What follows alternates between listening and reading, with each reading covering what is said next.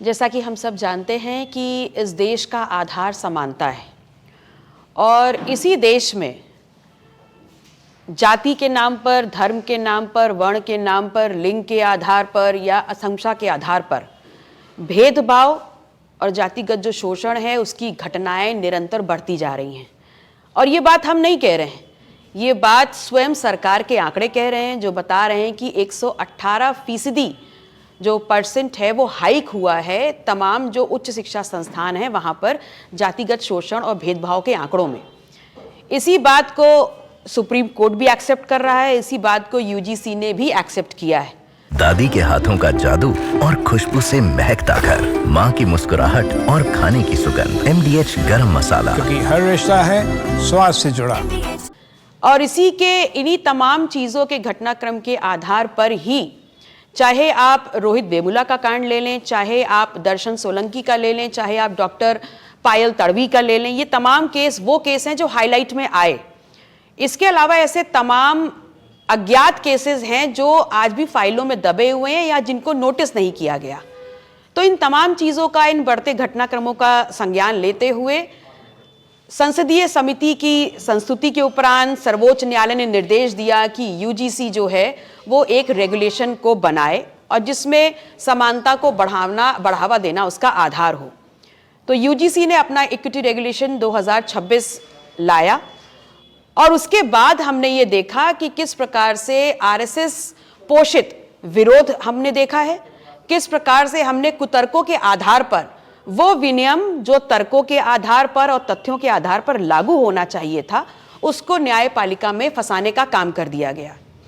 देखिए, भारतीय जनता पार्टी की पिछड़ा, दलित, आदिवासी, अल्पसंख्यक समाज, वंचित वर्ग के लिए जो सोच है वो किसी से छुपी नहीं है। उनकी है डिवाइड एंड रूल पॉलिसी। उन्होंने अगड़ों को लड़वा दिया वंचित समाज से। ये तमाम जो घटनाक्रम हुआ ये उनकी सोची समझी चाल थी कि पहले सड़कों पे तनाव पैदा करो और फिर समता को बढ़ावा देने वाले इस रेगुलेशन को आप न्यायपालिका में जाके उसका अस्थायी स्थगन करवा दें। तो इससे फायदा किसका हुआ? देखिए, ये जो विनियम है इसका उद्देश्य किसी भी सामाजिक समुदाय के खिलाफ विरोध नहीं है, बल्कि सीधा सीधा स्पष्ट तौर पर सिर्फ इतना है कि जो भी किसी भी प्रकार का शोषक है उसके ऊपर लगाम लगाई जाए, उसका विरोध किया जाए और जो शोषण जो परंपराएं हैं उनको रोका जाए। सिर्फ इतना इसका उद्देश्य है। लेकिन डिवाइड एंड रूल पॉलिसी पे इन्होंने एक बड़ी खाई वंचित वर्ग और अगड़े समाज के बीच में खींच दी है और उस पूरी लड़ाई के बीच में ये अपने वोट की जो लाभ और हानि है, घाटा और मुनाफा की गुणागणित में लग गए हैं। दूसरी तरफ क्या हो रहा है, जो इससे इफेक्ट हो रहे हैं वो छात्र छात्राएं जब यूनिवर्सिटी कैंपसेस में निकल रहे हैं, संवाद कर रहे हैं, अपनी बात को रख रहे हैं, शांतिपूर्ण प्रोटेस्ट कर रहे हैं, तो भारतीय जनता पार्टी का जो पुलिस प्रशासन है उनको जबरन रोकने का काम कर रहा है। इसका उदाहरण इलाहाबाद यूनिवर्सिटी भी है, इसका उदाहरण बनारस हिंदू यूनिवर्सिटी भी है और इसका सबसे ज्यादा रीसेंट उदाहरण आपका लखनऊ यूनिवर्सिटी है, जहां के छात्र शांतिपूर्ण जो अपना एक धरना है वो परिवर्तन चौक पे कर रहे हैं।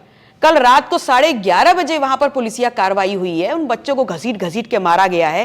क्यों किया जा रहा है ऐसा? और अगर ऐसा है तो पुलिस उसमें पार्टी क्यों बन रही है? पुलिस पार्टी बन रही है और जहां पर ये प्रदर्शन हो रहे हैं, लोग अपनी बात कह रहे हैं, वहां पर जो ये हिंदू एकता वाले जो ढोंगी संगठन है वो पहुंच करके क्या कर रहे हैं? वो छात्रों पर अटैक कर रहे हैं, मारा पीटी कर रहे हैं। और पुलिस क्या कर रहा है? पुलिस बल्कि क्रॉस FIR करके लीपापोती कर रही है। अगर आप देखें तो हम सिर्फ इतना चाहते हैं कि जो ये दमनकारी नीतियां हैं, जो अन्याय है, इसके खिलाफ अब सड़क पर उतरना बहुत जरूरी हो गया है। और ऐसे में यूजीसी मतलब उच्च शिक्षा संस्थान जितने हैं वहां से लेके गांव के आखिरी व्यक्ति तक हम आपके मार्फत ये संदेश पहुंचाना चाहते हैं कि 10 फरवरी को अपना दल, तमाम जो शिक्षा संस्थान हैं, विश्वविद्यालय हैं, उनके छात्र छात्राएं सड़कों पर राजधानी में उतरेंगे।